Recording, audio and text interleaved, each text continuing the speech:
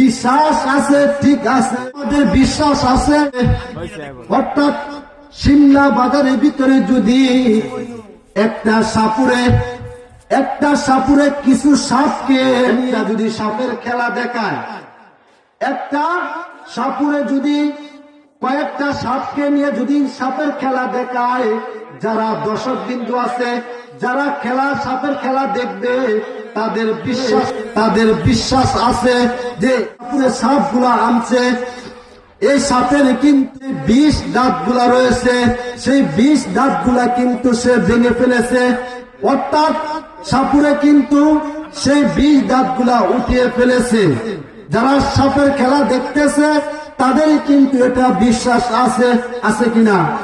যারা সাপের খেলা দেখতেছে তাদের কিন্তু বিশ্বাস আছে যে সাপগুলা দিয়ে খেলা দেখায়, ওই সাপগুলার 20 দাঁত সাপুরে উঠিয়ে ফেলছে।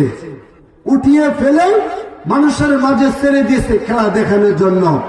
আমরা দর্শক হিসেবে যারা দেখি তারা কিন্তু অবশ্যই এটা বিশ্বাস আছে।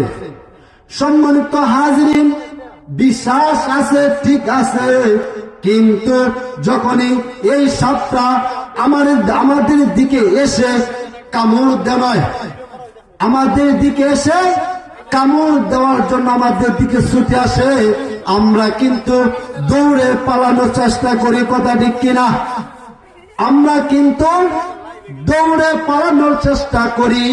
সম্মানিত উপস্থিতি, খুব গুরুত্ব সহকারে শুনলেন।